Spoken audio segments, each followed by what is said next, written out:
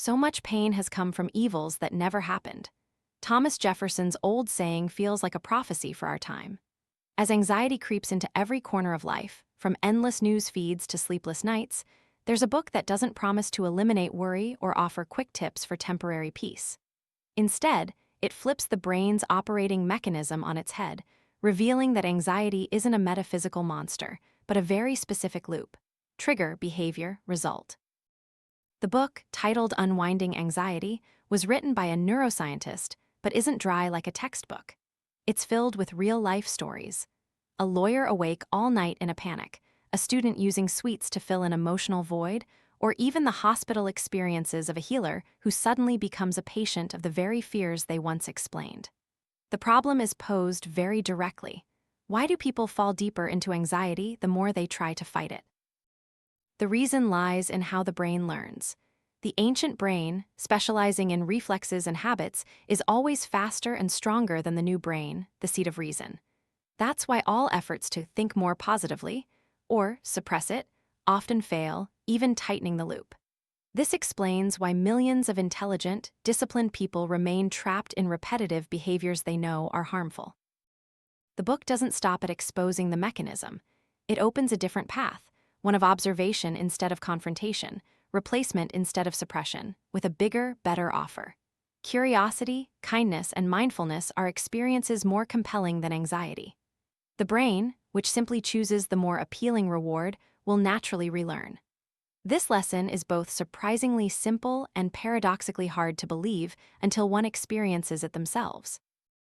The question for every listener is, if anxiety is essentially just a habit, could you have spent your whole life nurturing it without realizing? And if so, is there a way to relearn it like a new skill, instead of constantly trying to suppress it? One day, when that familiar anxiety appears again, will you continue to react with old habits, or will you try a different path, the path of curiosity, kindness, and mindfulness? Anxiety is like an invisible air that permeates everywhere.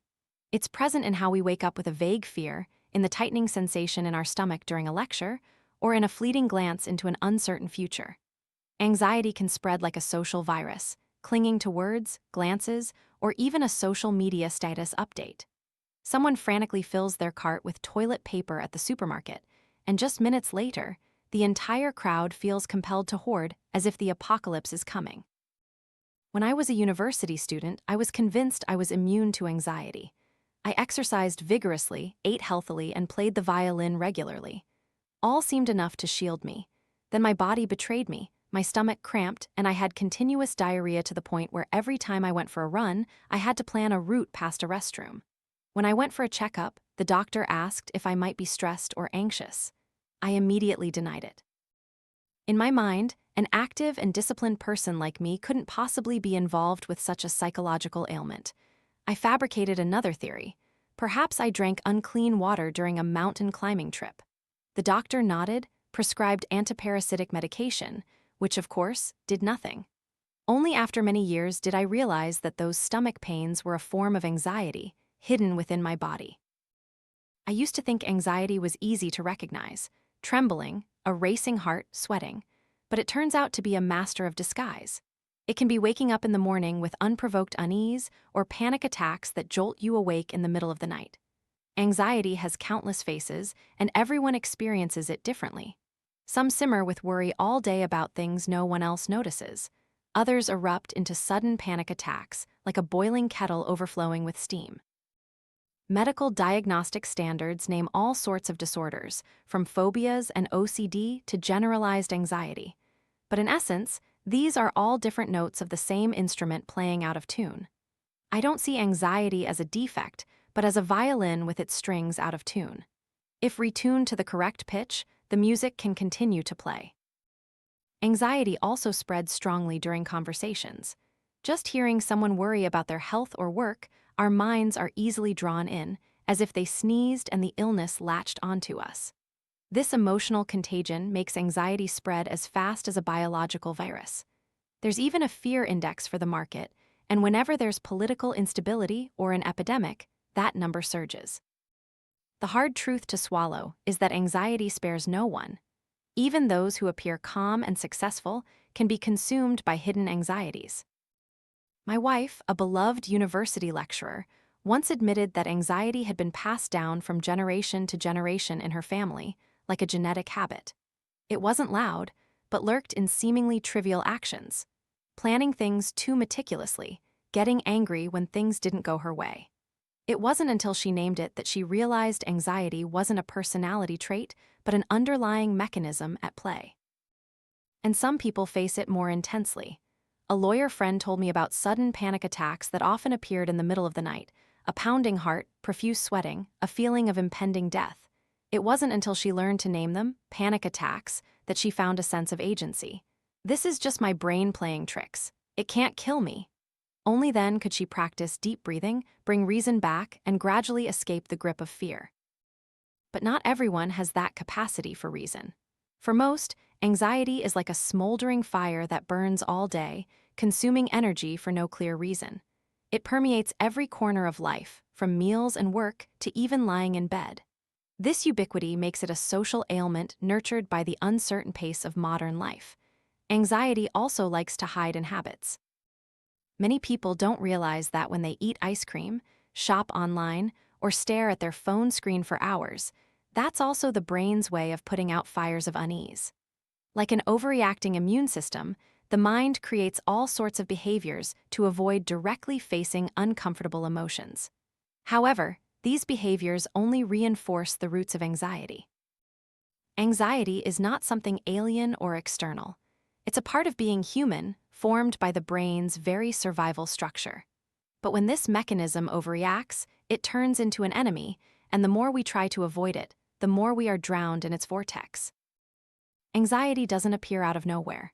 It has a clear source: fear plus uncertainty. Fear is humanity's oldest instinct, helping us survive. When we see a car speeding towards us, we immediately jump out of its way. Without thinking, this reaction originates from the ancient layers of the brain, where fight, flight, or freeze responses are pre-programmed. But anxiety is different. It arises when the brain doesn't have enough data to accurately predict what will happen. In that void, imagination becomes an accomplice, conjuring countless worst-case scenarios. Recall the early days of the COVID-19 pandemic. A new virus appeared. No one knew how fast it spread or how deadly it was. In that uncertain space, millions of brains began to weave dark scenarios. The VIX index, Wall Street's fear gauge, surged. Panic erupted in supermarkets. It was this lack of information that made minds spin, turning fear into collective anxiety. Fear happens instantly, in a split second, like pulling your hand from a hot stove. But anxiety operates over a longer time frame: hours, days, even months. From a short-term survival response, anxiety turns into a prolonged state, paralyzing one's ability to live fully. To understand this, we need to look at how the brain processes information. The brain has 3 time scales: instant reflexes, short-term learning, and chronic states. When in the reflex and learning zones, fear helps us link actions to consequences, thus learning. But when data is lacking, the prefrontal cortex, the center of thought, begins endless speculation. The more information is lacking, the more distorted the speculation becomes, and anxiety is born. This feeling is as if the brain is trying to fill in the blanks instead of admitting it doesn't know. It chooses to construct the worst scenarios to prepare for terrible situations.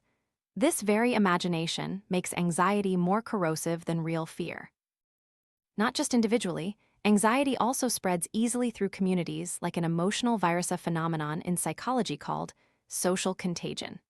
Hearing a friend talk about their fear of losing a job, we immediately feel insecure about our own work. Reading a worried status update on social media, our hearts also beat faster. This invisible transmission allows anxiety to spread through even large communities without direct contact. Interestingly, the more information there is, the easier anxiety can explode. The internet, with billions of data fragments, seems to help us control things, but in reality, it sows more confusion. The more we scroll through news, the more we get entangled in contradictions. One source says the risk is low, another says it's high. The human brain hates contradiction, and that very contradiction becomes the kindling for anxiety. Today's world is like a deluge of information. Every time we type into a search bar, we get millions of results. Instead of relief, this inundation makes the brain unable to filter, like trying to drink water from a fire hose. And when information is distorted, cut, pasted, and spiced up for shock value to garner interaction, the level of uncertainty multiplies. The more uncertainty, the greater the anxiety. A vivid example during the early days of the pandemic, the familiar sight of empty toilet paper shelves. Everyone's rational mind whispered that a whole warehouse of paper wasn't needed to survive. But seeing others load up their carts, anxiety immediately surged, urging us to follow suit. Reason was pushed aside, leaving raw survival instinct. Anxiety spreads no differently than an epidemic, and humans become intermediate hosts. This is dangerous. When the brain panics, the prefrontal cortex, the part that helps us reason and make decisions, almost shuts down. We can no longer think clearly, but only act impulsively. At this moment, anxiety turns into panic.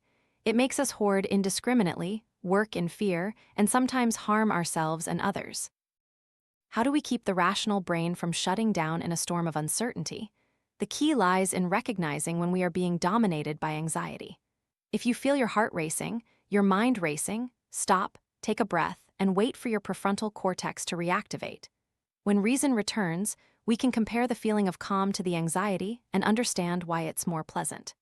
The brain tends to choose what is pleasant, and that is the gateway to undoing the grip of anxiety.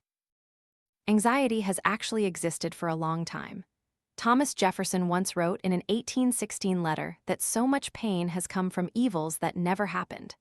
That statement is true not only for an individual, but also for modern society in a world of information, overload, and uncertainty. Anxiety has become a collective disease, rapidly spreading, deeply entrenched, and hard to shake. Imagine a seemingly harmless statement, "I'll worry about this a little just to be sure." From there, the mind begins to construct a chain of actions, checking email again, quickly eating some sweets to soothe oneself, or opening the phone to endlessly scroll through news. At first, these actions seem to provide a sense of control, but then they become a habitual loop, and within that loop, anxiety doesn't disappear, it's fed every day. Our brains operate on an ancient principle called reward-based learning. When primitive humans found sweet fruit in the forest, dopamine was released, registering the location and behavior to repeat it. That's a survival mechanism. But in the modern world, the same mechanism is distorted. We don't need to hunt to survive, but the brain still craves rewards. Unpleasant emotions become triggers, and fleeting behaviors like eating, shopping, or browsing the internet become temporary rewards. From this, the formula emerges. Trigger, asterisk an anxious thought or feeling. Asterisk behavior, asterisk worrying, trying to escape, or clinging to a substitute habit. Result, asterisk an immediate, albeit momentary, feeling of relief. The danger is that the brain doesn't distinguish between real and false rewards. It just registers. This behavior reduces discomfort. The next time a similar emotion appears, the brain automatically triggers the same behavior, and so on. Anxiety is reinforced like a habit, even like an addiction. Look at daily life. When stressed, some turn to sweets, some rush into online shopping, some sit for hours glued to a screen. Each of these behaviors is a way to avoid feelings of unease. But when the candy is gone, the credit card debt accumulates, or the phone battery dies, anxiety returns more fiercely. Short-term solutions become long-term chains. This mechanism is even more subtle when anxiety itself becomes the reward for anxiety. For example, you might think, what if something bad happens if I don't worry? The act of worrying gives you a feeling of preparing, of being in control. But in reality, it's just an illusion. The brain registers, worrying leads to better preparation, and thus encourages repetition, a self-perpetuating, self-maintaining closed loop. I've met many patients who believed anxiety helped them achieve success, study harder, or work more meticulously. But the price was sleeplessness, exhaustion, and mental fatigue. Anxiety was no longer a motivator but a chain, like constantly taking pain relievers. Initially it helps, but gradually the medication itself causes new pain. What makes the anxiety loop dangerous is that it operates unconsciously. Most of us don't realize when we enter it or when we repeat it. Only by stopping to observe do we clearly see the connection. Thought leads to behavior, behavior leads to result. This recognition is the first step to dismantling it. The more we live in a convenient society, the stronger the loop becomes.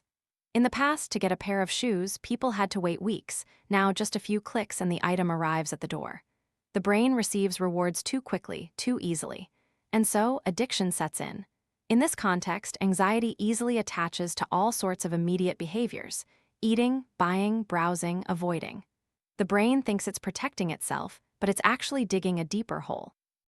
Broadly speaking, anxiety is a global habit. Millions of people every day repeat the same formula: unease, avoidance behavior, temporary feeling of safety. And each loop tightens another knot. The rope becomes so tight that many believe, this is just how I am. But no, that's not human nature. It's the result of a stuck learning mechanism. Anxiety is a habit, and any habit can be relearned. Once we clearly see the loop, when the light of consciousness shines into the dark places, the rope begins to loosen. This isn't a battle to eliminate anxiety, but a journey to learn how to observe, relearn, and replace. To change, one must first clearly see their own map. That's the starting point. If you don't know where you're going, all efforts easily lead to a dead end. Anxiety, like many other habits, operates through repetition. There's a signal, we respond with a behavior, and then the brain remembers the feeling gained. Therefore, the most important step is not to immediately defeat anxiety, but to observe and remap the trigger, behavior, and result. To do this, imagine holding a pencil and recording each cycle. When does anxiety appear? What actions accompany it? And what feeling, no matter how small, do you gain? This recording isn't to judge or immediately correct, but to open your eyes to the picture that has always been hidden. John is a typical example. He faced a mountain of unfinished work, and anxiety immediately surged. Instead of diving into solutions, he procrastinated by watching movies, only to feel more stressed by the end of the day. When tired, he turned to alcohol as a short-term escape. The result: work piled up, marital conflicts increased, and anxiety returned more fiercely. When guided, John began to map his loop. On it, he clearly saw: facing a pile of work, unease, procrastination, temporary relief, but then feeling worse, drinking alcohol, family tension. The act of visually seeing these links opened a new insight. He was no longer lost in a whirlwind of emotions, but saw each step clearly. From there, he began to dismantle the loop, first by stopping alcohol, then learning to recognize his wife's raised voice as a trigger that made him overreact. With just one piece of identification, a significant marital conflict cycle was resolved. This simple but powerful mapping exercise: spend a few consecutive days recording what makes you uneasy, what behavior appears immediately afterward, and what feeling the result truly brings. Don't try to fix it immediately, because that's the familiar trap. The brain immediately wants to control, to impose a strategy to eliminate anxiety. But forcing a change before clearly seeing the loop only leads to another cycle. Be patient. Just observe. The power of mapping lies in honesty with oneself. We often don't realize what we do to avoid emotions. One person eats constantly, another scrolls online for hours, another retreats into silence. All can be behaviors in the anxiety loop. But when written down, when looking at the diagram, it's hard to deny. And that very acknowledgement is the first piece of freedom. This practice requires courage, because looking straight at the map means confronting the truth that many of our familiar actions don't actually help. But at the same time, it brings a strange relief. Finally, we can understand why we repeat things we swore we wouldn't do again. Recognition is the beginning of change. Mapping is not dry theory, but a living experience. Each time you record a loop, you are shining light on a dark part of your mind, and the more parts are illuminated, the clearer you see your own operating structure. This insight isn't just for anxiety, but for any habit you want to change. Many believe that strong willpower alone is enough to overcome anxiety. They try to force themselves to think more positively, to just stop, or don't worry. But the results are often the same. Frustration, deadlock, and sometimes anxiety even increases tenfold. The question is, why? The answer lies in the very structure of the brain. We have an ancient brain, a survival system honed over millions of years, specializing in automatic processing and habit formation to save energy. And we have a new brain, the prefrontal cortex, responsible for reason, analysis, and control. The problem is that when stressed or anxious, the ancient brain becomes highly active, while the new brain almost shuts down. That's why, in the midst of anxiety, we know perfectly well that we don't need to check our phone again, yet our hand automatically reaches for it and unlocks the screen. The ancient brain wins because it's faster and simpler. For example, a strange sound in the dark immediately makes your heart pound and muscles tense. This reaction isn't thought out, it's an instinct programmed for survival. Similarly, when an anxious thought appears, the ancient brain has already connected it to familiar behaviors. Eating, drinking, checking, avoiding before the new brain can even reason. Trying to control it with willpower is like trying to put out a forest fire with a spoon. That's also why delving into the past is often ineffective. Many people think that if they understand the causes of childhood anxiety, they will escape it. But the ancient brain doesn't operate on distant cause-and-effect logic. It only cares about immediate connections, unpleasant feelings, relieving behaviors. Therefore, lengthy analyses of the past rarely change current habits. Another common misconception is believing that anxiety can be driven away by sheer willpower. In reality, willpower is a very limited resource, like a phone battery. It can drain very quickly. You might be able to resist a few cravings or a few meaningless checks, but sooner or later you'll be exhausted. At that point, the ancient brain immediately takes over, and the loop repeats. The failure of willpower isn't because you're weak, but because you're using the wrong tool. The ancient brain doesn't listen to commands like, control yourself. It only learns through direct experience. What behavior truly brings what result? If a behavior only brings temporary rewards and then leads to bad consequences, the brain needs to clearly feel that for itself, rather than being forced. Look at the example of a phone addict. He knows perfectly well that staying up until 2 a.m. scrolling online makes him exhausted the next day.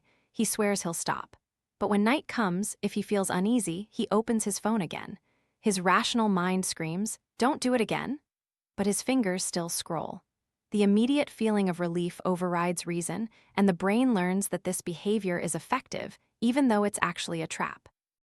The biggest trap is believing that anxiety can be extinguished by avoidance or suppression. But the more you try to push it away, the more you pay attention to it. It's like trying not to think of a pink elephant. The image only becomes clearer. The ancient brain sees the very effort to avoid as a signal, and the loop tightens even further. This reality isn't pessimistic. It's a reminder. If we keep repeating old strategies, we'll keep getting the same failures. To change, a different approach is needed. Not force, but observation and relearning. Many patients have asked me, if I don't use willpower, what should I do? The answer begins with something simple. Look directly at the true reward of the behavior. Every time you feel anxious and then perform a familiar action, ask yourself, what do I really get from this? How long does the feeling of relief last? Does it leave an unpleasant aftertaste?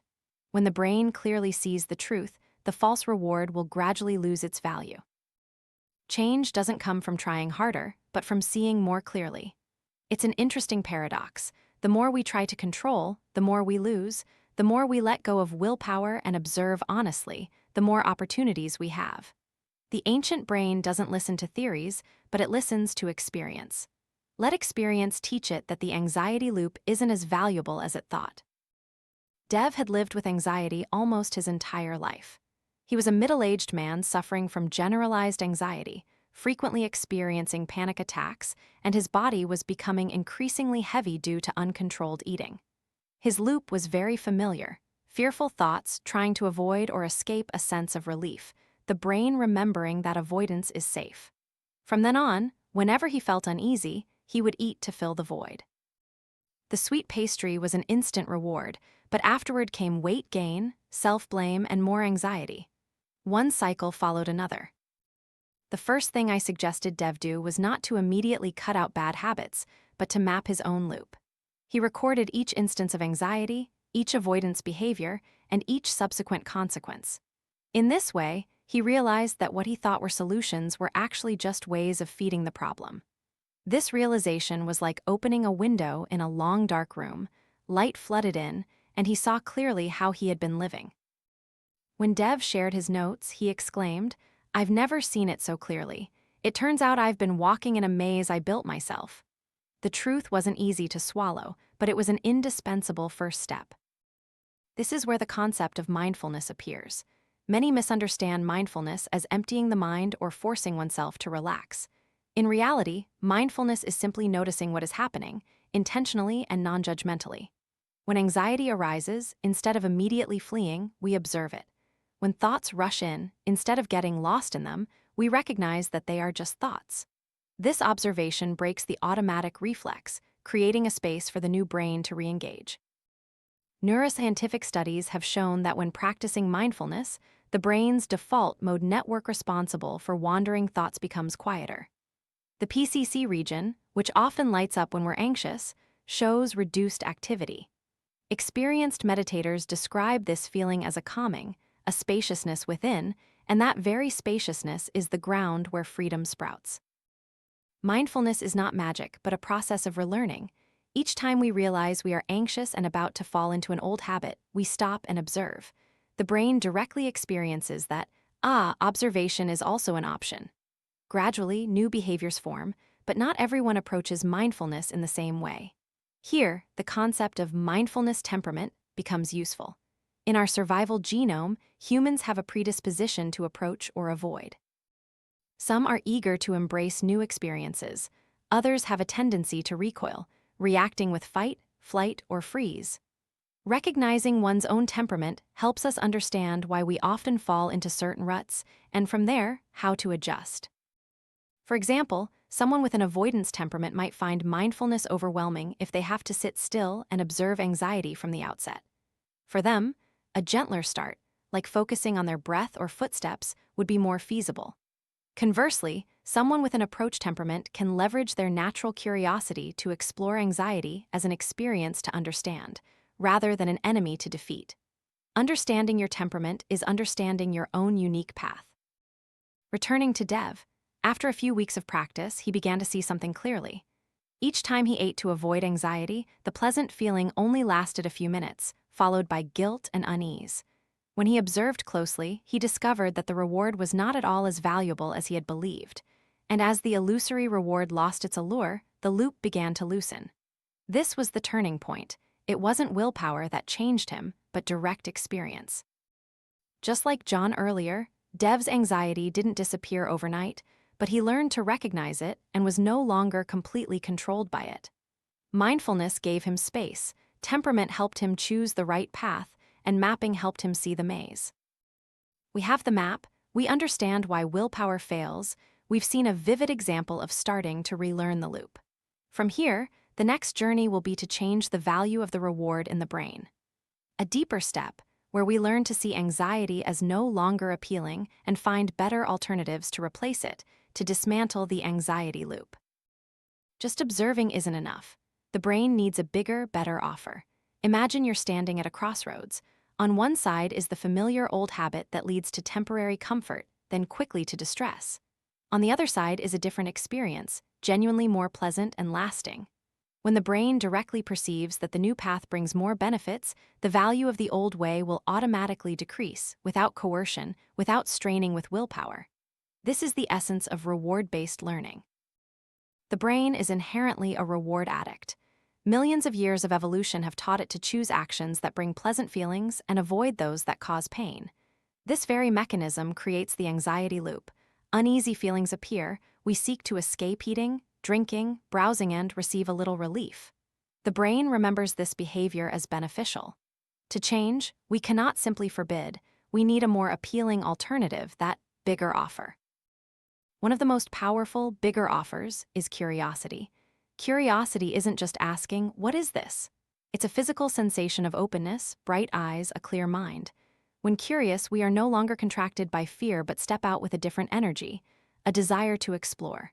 Notice this. Anxiety constricts the chest, making breathing shallow and rapid. Curiosity, on the other hand, lightens the body, making breathing deeper. That difference is the reward, and the brain can learn to choose curiosity over anxiety. Take a simple example. When anxiety appears, we're often caught in a series of obsessive, "what if?" questions. Instead of trying to stop them, try to switch to a different question. What does this anxious feeling in my stomach actually feel like? This small shift turns fear into an object of exploration. Our body registers curiosity as a pleasant experience, and over time, the brain begins to prefer curious observation to the old loop. Dev, who had suffered from anxiety for many years, tried this practice. The first time anxiety surged, instead of rushing to eat to forget, he tried to stop and ask, "What shape does this feeling have?" Initially, he felt a hard lump in his stomach, a racing heart, a dry throat. He didn't try to push it away, he just curiously observed. The surprising thing was that after just a few minutes, the sensation began to change. The lump shifted, his heart rate slowed. He exclaimed, "It's not immutable. It turns out anxiety is also dynamic, moving." Curiosity had opened a new door. This experience was completely different from forcing himself not to worry. When he told himself, "Don't worry," his brain still clung to anxiety. But when curious, the brain had a different reward, a small but real delight. And the more he repeated it, the more this delight reinforced the bigger offer, while the old loop gradually lost its value. This is the crux. Change doesn't come from conquering anxiety, but from offering the brain a more appealing choice. Anxiety is like a greasy meal. It instantly relieves hunger, but afterwards leaves you feeling heavy. Curiosity is like a light, healthy meal.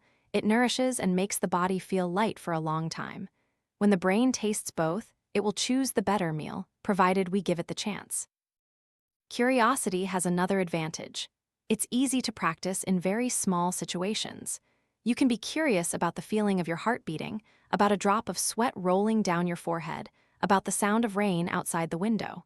Any moment can be an opportunity to practice the bigger offer. And when accumulated, these moments become a network of new experiences that prevent the anxiety loop from dominating. Dev's story shows a paradoxical truth. When he stopped trying to escape and turned to curiosity, anxiety naturally lost its power. It was in the act of looking directly that another path opened, not escape, not battle, but the choice of a different, bigger, better experience. One of the simplest practices to cultivate the bigger offer is to learn to find pleasure in what is typically considered unpleasant. Imagine an ordinary gray, rainy day. Many people would frown, thinking rain means traffic, wet clothes, delayed plans. Anxiety often creeps in from these trivial things, but if we change our lens, we can discover another world. The sound of rain falling on the roof tiles, the rising smell of damp earth, the cool sensation on the skin. Rain is no longer an annoyance but an object of exploration. This small shift is the core. Anxiety often makes us focus on the negative, while curiosity opens us to the positive. A patient once shared that whenever it rained, she would feel restless, as if trapped indoors. But when she learned to look with curiosity, she began to enjoy observing the raindrops on the window pane forming patterns. Even a tiny detail was enough to transform the experience from heavy to light. Once curiosity has been sown, the next step to nurturing a sustainable, bigger offer is kindness. If curiosity opens the door for the brain to escape anxiety, kindness brings warmth that makes the brain want to stay.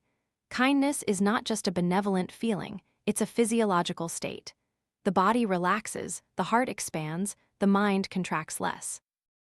Practicing kindness, for example, by imagining sending well wishes to a loved one gives the brain a stronger reward than any avoidance behavior. Compare this. Anxiety contracts the body, making the chest feel tight. Kindness expands it, making breathing deep and warm. That difference is clearly felt, and the brain remembers it. When the reward of kindness is strong enough, the brain will choose it over the anxiety loop. I once witnessed a medical student who, whenever stressed, would harshly self-criticize. "I'm incompetent, I'll fail." She lived in a loop of self-torment. When she began practicing kindness, she tried whispering to herself, "May I be safe, may I be at peace." At first, the words felt fake, but gradually she noticed her body relax, her heart slow down. From self-torment, she learned to comfort herself. That was a true, bigger offer. However, on this journey, there's a subtle trap, the why loop. Anxiety is excellent at creating endless why questions. Why am I like this? Why can't I control myself? Why don't others understand me? At first, asking why seems to help explain, but in reality, it prolongs speculation. Each question leads to another layer of anxiety, and the brain considers this extensive analysis a useful behavior, even though it only feeds the loop. The why trap makes us think we're solving something, but we're actually just lost in a maze. Anxious people often torment themselves for hours, digging into origins in the hope of finding solutions. But the ancient brain doesn't understand distant reasons. It only knows to immediately reward obsessive thinking with the feeling of, at least I'm doing something. And so, the loop continues. The way out isn't to forbid asking, why? But to shift from why to what is happening now. Instead of why do I always fail, try what sensation is in my chest right now. Instead of why am I not like others, try right now what can I do to breathe more easily. Focusing on the present breaks the why loop, leading the brain out of the maze. Curiosity, kindness, and escaping the why loop are three powerful, bigger offers. They aren't abstract philosophies, but concrete bodily experiences. The smell of damp earth on a rainy day, the warm breath when wishing oneself well, the light feeling when ceasing to dig into the past. These real rewards are powerful enough to make the brain relearn, to choose a different path. Anxiety doesn't discriminate by status or profession. Even those who dedicate their lives to studying and treating it can be overcome. I once experienced a sudden panic attack during a hospital shift. Amidst a myriad of machines, medications, and skilled colleagues, my heart suddenly raced, my breath shortened, my mind reeled. The sensation was exactly like that of the patients I often comforted. You're not dying, this is just panic. My rational mind knew, but my body wouldn't listen. That moment was a bitter but valuable lesson. Anxiety is a universal experience. No one is exempt. It made me more deeply empathize with what patients endure. At the same time, it forced me to practice exactly what I preached: observe, acknowledge, and find a bigger offer, right in the middle of the storm. I began to mindfully focus on my heartbeat, on the anxiety washing over me, like a curious researcher looking at a specimen. A few minutes later, the panic gradually subsided. It didn't disappear because I conquered it, but because I chose a different, alternative experience: curiosity and acceptance. From that experience, I became even more convinced of the concept of evidence-based confidence. Confidence here isn't blind faith, but trust honed through repeated experience. Each time I practiced curiosity or kindness, I directly felt that they helped. The brain remembered that, and gradually, a new confidence formed. I can rely on these tools. This is a confidence that doesn't need to be shouted or self-suggested, but is built by the evidence of one's own experience. A patient once told me, "I can't believe that simply sitting and observing could change my life." I replied, "Don't believe me, try it, and let your own body provide the evidence." A few weeks later, she returned with a gentle smile. "I feel different. It's not always successful, but clearly, I'm no longer completely swept away by anxiety." That is evidence-based confidence. Living mindfully with anxiety is the destination of this journey. Like an alcoholic learning to live without relying on intoxication, we learn to live without letting anxiety dominate us. That doesn't mean anxiety disappears, it will still appear. But instead of feeding it, we observe, smile, and choose a bigger offer. This mindfulness isn't a one-time state, but a repeated choice, moment by moment. Imagine an ordinary day. You wake up and anxiety visits like an old friend. Instead of panicking, you invite it to sit down, pour it a cup of curious tea. "How do you look today?" Instead of fleeing, you send it a ray of kindness. "May both you and I be at peace." In that mindfulness, anxiety is no longer an enemy but a signal, a reminder. Return to the present. Choose the better path. The three-part learning process is complete: mapping the loop, devaluing false rewards, and finding a bigger offer. This is not a magic formula, but a path of relearning for the brain, much like learning to play a musical instrument. We need to practice, make mistakes, adjust, and practice again. But the more patient we are, the clearer the new music will resonate. Being mindful of anxiety doesn't mean a life without fear. It means living fully, even when anxiety is present. We are no longer carried away by it, but can choose how to respond. And this choice is true freedom. What remains after this book is not a set of formulas, nor optimistic exhortations. What we carry is a new pair of glasses to look directly at anxiety, no longer seeing it as an enemy to be destroyed, but as a loop that can be relearned. That perspective is enough to change our entire way of life. The most important lesson is that anxiety feeds itself through habit. It needs a trigger, a behavior, a false reward. If we only use willpower to resist, we only make it stronger. But when we map the loop, clearly see the false reward, and then offer the brain a bigger offer: curiosity, kindness, mindfulness, anxiety naturally loses its grip.